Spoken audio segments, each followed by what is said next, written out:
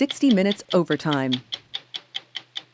Intense pressure on both of my temples. In the first story, we said, is this Russia? At first, it felt like an electric shock. Second round of stories, I felt like I couldn't really walk. we felt this is starting to look like Russia. And in this story, our sources are telling us that it's Russia.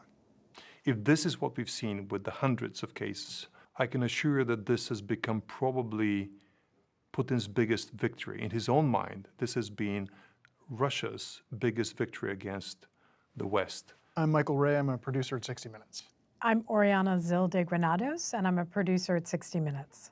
We've been reporting on this story since 2018. Our ongoing investigation now 5 years into the Havana Syndrome.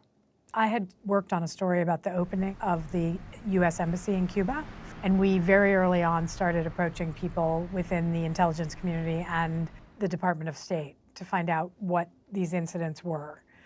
That led us to China, which really expanded the story beyond Havana, Cuba.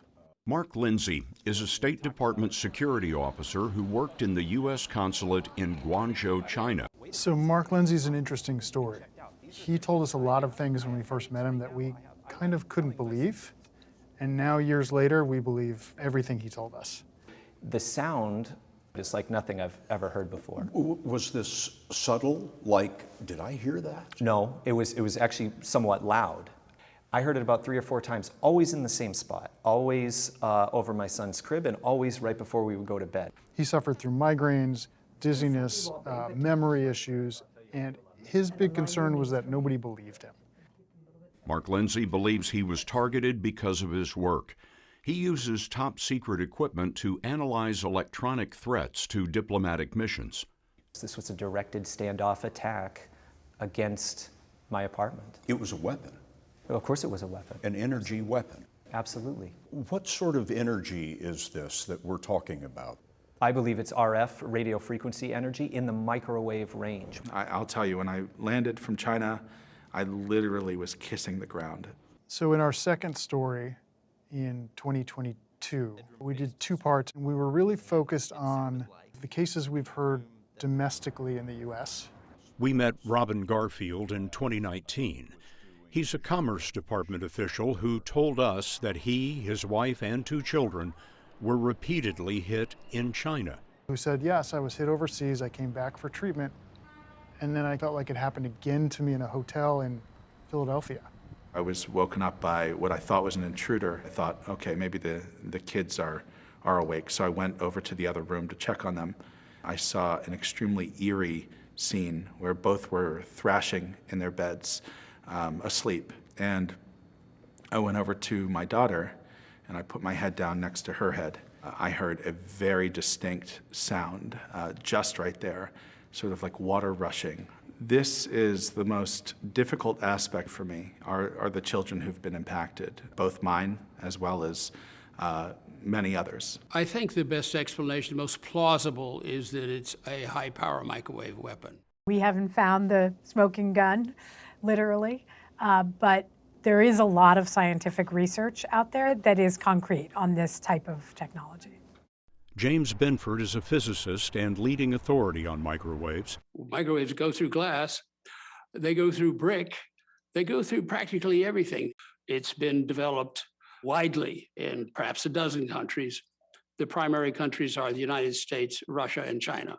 Before our 2022 pieces came out, the CIA and the intelligence community released an interim assessment which said that they did not believe that there was a worldwide campaign by a foreign adversary to harm Americans. We interviewed CIA Director William Burns about the assessment.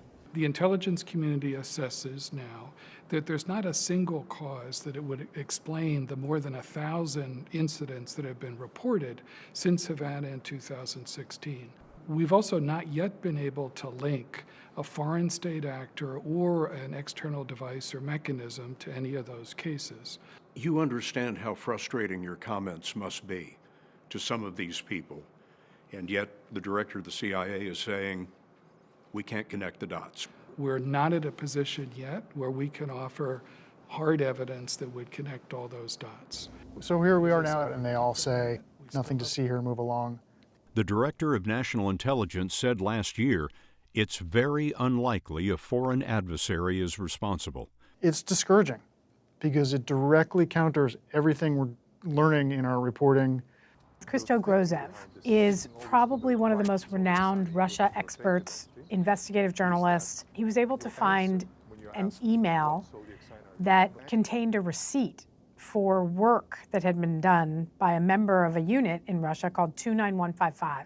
Which told us that this particular unit had been engaged with somewhere, somehow, empirical tests of a directed energy unit.